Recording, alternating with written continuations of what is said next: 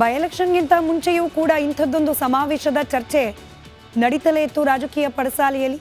ಮೂಡಾ ವಿಚಾರಕ್ಕೆ ಸಂಬಂಧಪಟ್ಟಂತೆ ಮುಖ್ಯಮಂತ್ರಿಗಳು ಅನುಭವಿಸ್ತಾ ಇರುವ ಮುಜುಗರ, ಇದರಿಂದ ಎಲ್ಲಿ ಸಿದ್ದರಾಮಯ್ಯನವರ ನಾಯಕತ್ವದ ಬಗ್ಗೆ ಪ್ರಶ್ನೆಗಳು ಉಲ್ಬಣವಾಗ್ತಾ ಹೋಗುತ್ತೋ ಅನ್ನೋ ಕಾರಣಕ್ಕೇನೆ ಅವರ ಶಕ್ತಿ ಪ್ರದರ್ಶನಕ್ಕೆ ವೇದಿಕೆಯನ್ನ ಸಿದ್ಧಪಡಿಸಬೇಕು ಅನ್ನೋ ಚಿಂತನೆ ಇತ್ತು.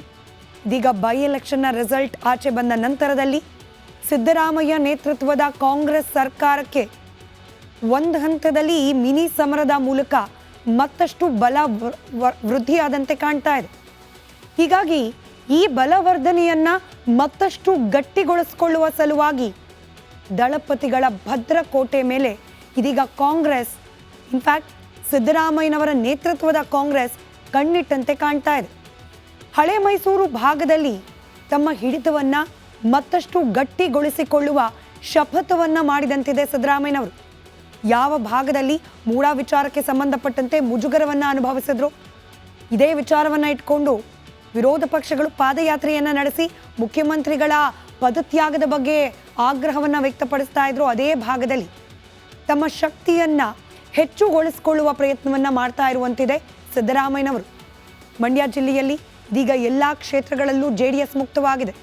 ಹಳೆ ಮೈಸೂರು ಅಂತ ಬಂದ ತಕ್ಷಣ ಒಕ್ಕಲಿಗರ ಪ್ರಾಬಲ್ಯ, ಹೀಗಾಗಿ ನೇರ ಹಣಾಹಣಿ ಕಾಂಗ್ರೆಸ್ ಹಾಗೆ JDS ಪಕ್ಷಗಳಿಗಿರೋದು. BJP ಇನ್ನೂ ಕೂಡ ಈಗ ಅಲ್ಲಿ ಗ್ರೌಂಡ್ ಸೆಟ್ ಮಾಡಿಕೊಳ್ಳುವ ಪ್ರಯತ್ನವನ್ನ ಮಾಡ್ತಾ ಇದೆ. ಹೀಗಾಗಿ ನೇರ ಹಣಾಹಣಿ ಇರೋದು ಕಾಂಗ್ರೆಸ್ ಹಾಗೆ JDSಗೆ. ಎಷ್ಟು ಜಿಲ್ಲೆಗಳಿಂದ ಹಳೆ ಮೈಸೂರು ಭಾಗದಲ್ಲಿ JDS ಅನ್ನ ಹೊರಗಿಡ್ತಾ ಬರ್ತಾರೋ ಅಷ್ಟು ಅಡ್ವಾಂಟೇಜ್ ಕಾಂಗ್ರೆಸ್ ಪಕ್ಷಕ್ಕೆ. ಈಗ ಆಲ್ರೆಡಿ ನಾವು ಗಮನಿಸದಂತೆ ಮಂಡ್ಯ JDS ಮುಕ್ತವಾಗಿದೆ. ಅಂದರೆ ವಿಧಾನಸಭಾ ಕ್ಷೇತ್ರಗಳ ದೃಷ್ಟಿಯನ್ನ ನಾವು ಗಮನದಲ್ಲಿಟ್ಕೊಂಡು ಮಾತನಾಡೋದಾದ್ರೆ ಇದೀಗ ರಾಮನಗರ ಜಿಲ್ಲೆಯಿಂದಲೂ ಕೂಡ JDS ಔಟ್. ಇದೊಂದು ಕ್ಷೇತ್ರ ಚನ್ನಪಟ್ಟಣ, ಅದನ್ನ ಕೂಡ ಕಾಂಗ್ರೆಸ್ ಗೆದ್ದು ಬೀಗಿದೆ. ಹೀಗಾಗಿ ಮತ್ತೊಂದು ಜಿಲ್ಲೆಯತ್ತ ಗಮನ ಹರಿಸ್ತಾ ಇದೆ ಕಾಂಗ್ರೆಸ್. ಹಾಸನ JDSನ ಭದ್ರಕೋಟೆ ಅನ್ನಿಸ್ಕೊಂಡಿತ್ತು. ಆದರೆ ಇದೀಗ ಆ ಹಾಸನದ ಮೇಲೂ ಕೂಡ ಲಗ್ಗೆ ಇಡೋ ಪ್ರಯತ್ನವನ್ನ ಕಾಂಗ್ರೆಸ್ ಪಾಳೆಯ ಮಾಡ್ತಾ ಇದೆ. ದಳಪತಿಗಳ ಮತ್ತೊಂದು ಕೋಟೆಯನ್ನ ಛಿದ್ರಗೊಳಿಸುವ ಸಲುವಾಗಿಯೇ ಈ ಸ್ವಾಭಿಮಾನಿ ಸಮಾವೇಶವನ್ನ ಆಯೋಜನೆ ಮಾಡಲಾಗ್ತಿದೆಯಾ ಅನ್ನೋ ಕುತೂಹಲ. ಹಾಸನವನ್ನು ಕೂಡ ಮುಂದಿನ ದಿನಗಳಲ್ಲಿ ಸಂಪೂರ್ಣವಾಗಿ ಕೈವಶ ಮಾಡಿಕೊಳ್ಳಿಕ್ಕೆ ಕಾಂಗ್ರೆಸ್ ಇದೀಗ ಸಿದ್ಧಾಸ್ತ್ರವನ್ನ, ಸಿದ್ದರಾಮಯ್ಯನವರನ್ನ ಮುಂದಿಟ್ಕೊಂಡು ಮಾಡ್ತಾ ಇರುವ ಸಮಾವೇಶವನ್ನ ಅಸ್ತ್ರವಾಗಿ ಬಳಕೆ ಮಾಡಿಕೊಳ್ಳೋ ಪ್ರಯತ್ನ ಮಾಡ್ತಾ ಇದೆ. ದೇವೇಗೌಡರ ಕೋಟೆಯಲ್ಲೇ ಸಿದ್ದರಾಮಯ್ಯನವರ ಶಕ್ತಿ ಪ್ರದರ್ಶನ ಅತಿ ಶೀಘ್ರದಲ್ಲಿ ನಡೆಯೋದಿದೆ. ಈ ರೀತಿಯ ಸಮಾವೇಶದಿಂದ ಕಾಂಗ್ರೆಸ್ಗಾಗ್ಲಿ ಸಿದ್ದರಾಮಯ್ಯನವರಿಗಾಗ್ಲಿ ಆಗುವ ಲಾಭ ಏನು? ಸರ್ಕಾರ ಇದೆ, ಸರ್ಕಾರದ ಬಲ ಇನ್ಫ್ಯಾಕ್ಟ್ ಇನ್ನೂ ಹೆಚ್ಚಾಗಿದೆ. 135 ಇದ್ದಿದ್ದು 138 ಶಾಸಕರ ಬಲದ ಸರ್ಕಾರ ಆಗಿದೆ.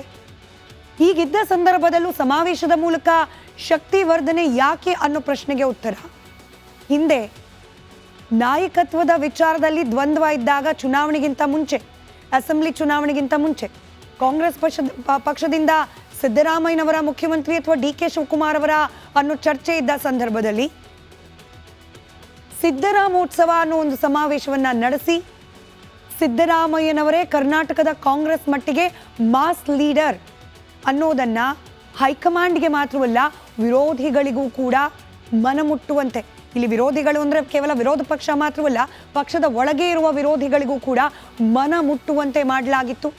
ಇದೀಗ ಅದೇ ತಂಡ ಸಿದ್ದರಾಮಯ್ಯನವರ ನಾಯಕತ್ವದ ಬಗ್ಗೆ ಯಾವಾಗ ಪ್ರಶ್ನೆಗಳು ಹೆಚ್ಚಾಗ್ತಿದೆಯೋ, ಅವರ CM ಗಿರಿಯ ಬಗ್ಗೆ ಯಾವಾಗ ಪ್ರಶ್ನೆಗಳು ಹೆಚ್ಚಾಗ್ತಿದೆಯೋ, ಆ ಸಂದರ್ಭದಲ್ಲಿ ಹಿಂದೆ ಸಿದ್ದರಾಮೋತ್ಸವ ಮಾಡಿದ ತಂಡವೇ ಸ್ವಾಭಿಮಾನಿ ಸಮಾವೇಶವನ್ನ ಆಯೋಜನೆ ಮಾಡಲಿಕ್ಕೆ ತಯಾರಿಯನ್ನ ಮಾಡ್ಕೊಳ್ತಾ ಇದೆ.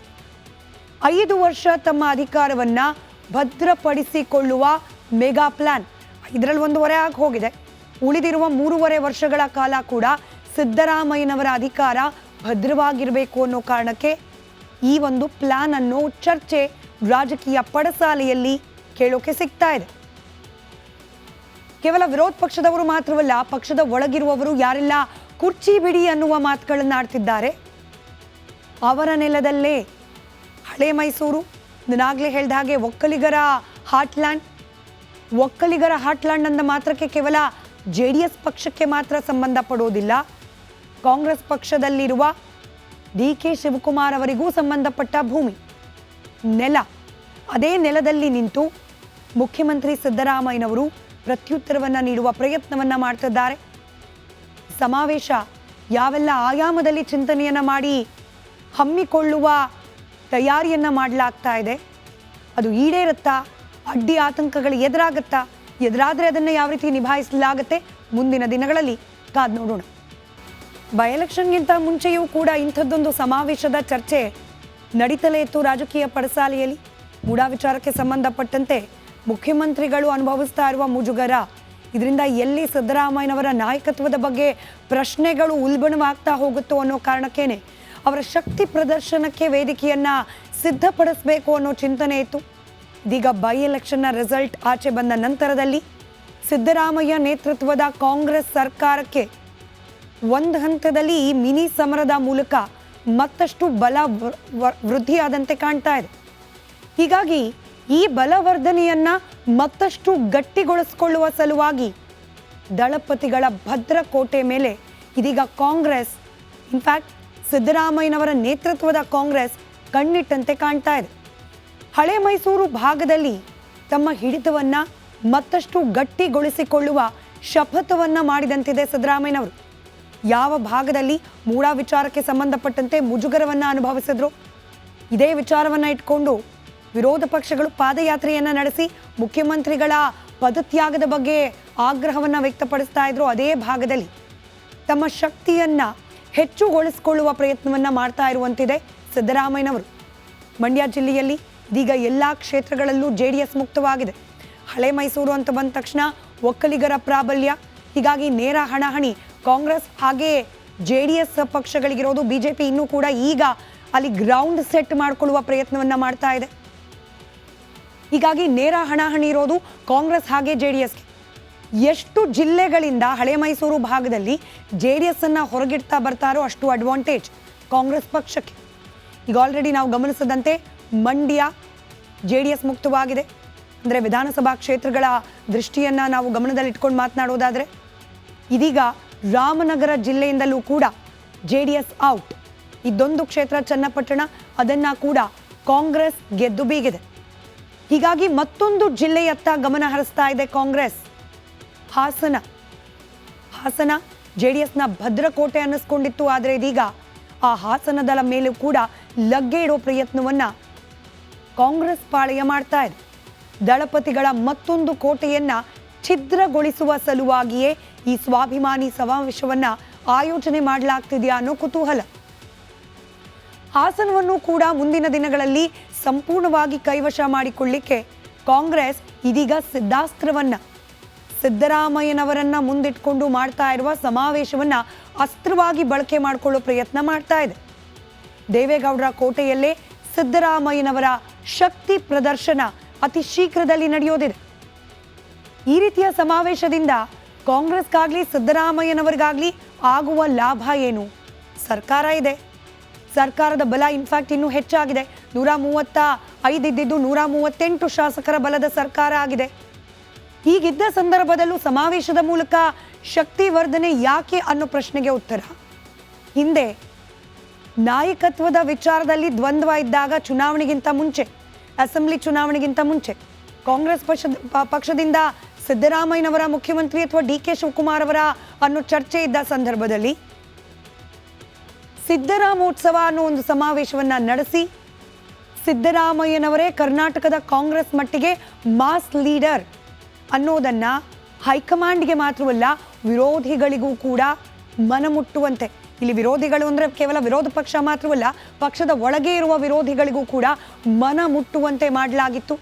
ಇದೀಗ ಅದೇ ತಂಡ ಸಿದ್ದರಾಮಯ್ಯನವರ ನಾಯಕತ್ವದ ಬಗ್ಗೆ ಯಾವಾಗ ಪ್ರಶ್ನೆಗಳು ಹೆಚ್ಚಾಗ್ತಿದೆಯೋ, ಅವರ CM ಗಿರಿಯ ಬಗ್ಗೆ ಯಾವಾಗ ಪ್ರಶ್ನೆಗಳು ಹೆಚ್ಚಾಗ್ತಿದೆಯೋ, ಆ ಸಂದರ್ಭದಲ್ಲಿ ಹಿಂದೆ ಸಿದ್ದರಾಮೋತ್ಸವ ಮಾಡಿದ ತಂಡವೇ ಸ್ವಾಭಿಮಾನಿ ಸಮಾವೇಶವನ್ನು ಆಯೋಜನೆ ಮಾಡಲಿಕ್ಕೆ ತಯಾರಿಯನ್ನು ಮಾಡಿಕೊಳ್ತಾ ಇದೆ. 5 ವರ್ಷ ತಮ್ಮ ಅಧಿಕಾರವನ್ನ ಭದ್ರಪಡಿಸಿಕೊಳ್ಳುವ ಮೆಗಾ ಪ್ಲಾನ್, ಇದರಲ್ಲಿ 1.5 ಆಗಿ ಹೋಗಿದೆ. ಉಳಿದಿರುವ 3.5 ವರ್ಷಗಳ ಕಾಲ ಕೂಡ ಸಿದ್ದರಾಮಯ್ಯನವರ ಅಧಿಕಾರ ಭದ್ರವಾಗಿರಬೇಕು ಅನ್ನೋ ಕಾರಣಕ್ಕೆ ಈ ಒಂದು ಪ್ಲಾನ್ ಅನ್ನೋ ಚರ್ಚೆ ರಾಜಕೀಯ ಪಡಸಾಲೆಯಲ್ಲಿ ಕೇಳೋಕೆ ಸಿಗ್ತಾ ಇದೆ. ಕೇವಲ ವಿರೋಧ ಪಕ್ಷದವರು ಮಾತ್ರವಲ್ಲ, ಪಕ್ಷದ ಒಳಗಿರುವವರು ಯಾರೆಲ್ಲ ಕುರ್ಚಿ ಬಿಡಿ ಅನ್ನುವ ಮಾತುಗಳನ್ನು ಆಡ್ತಿದ್ದಾರೆ, ಅವರ ನೆಲದಲ್ಲೇ ಹಳೆ ಮೈಸೂರು, ನಾನಾಗಲೇ ಹೇಳಿದ ಹಾಗೆ ಒಕ್ಕಲಿಗರ ಹಾರ್ಟ್ಲ್ಯಾಂಡ್. ಒಕ್ಕಲಿಗರ ಹಾರ್ಟ್ಲ್ಯಾಂಡ್ ಅಂದ ಮಾತ್ರಕ್ಕೆ ಕೇವಲ JDS ಪಕ್ಷಕ್ಕೆ ಮಾತ್ರ ಸಂಬಂಧಪಡೋದಿಲ್ಲ, ಕಾಂಗ್ರೆಸ್ ಪಕ್ಷದಲ್ಲಿರುವ DK ಶಿವಕುಮಾರ್ ಅವರಿಗೂ ಸಂಬಂಧಪಟ್ಟ ಭೂಮಿ, ನೆಲ. ಅದೇ ನೆಲದಲ್ಲಿ ನಿಂತು ಮುಖ್ಯಮಂತ್ರಿ ಸಿದ್ದರಾಮಯ್ಯನವರು ಪ್ರತ್ಯುತ್ತರವನ್ನು ನೀಡುವ ಪ್ರಯತ್ನವನ್ನು ಮಾಡ್ತಿದ್ದಾರೆ. ಸಮಾವೇಶ ಯಾವೆಲ್ಲ ಆಯಾಮದಲ್ಲಿ ಚಿಂತನೆಯನ್ನು ಮಾಡಿ ಹಮ್ಮಿಕೊಳ್ಳುವ ತಯಾರಿಯನ್ನು ಮಾಡಲಾಗ್ತಾ ಇದೆ, ಅದು ಈಡೇರುತ್ತಾ, ಅಡ್ಡಿ ಆತಂಕಗಳು ಎದುರಾಗುತ್ತಾ, ಎದುರಾದರೆ ಅದನ್ನು ಯಾವ ರೀತಿ ನಿಭಾಯಿಸಲಾಗುತ್ತೆ ಮುಂದಿನ ದಿನಗಳಲ್ಲಿ ಕಾದು ನೋಡೋಣ.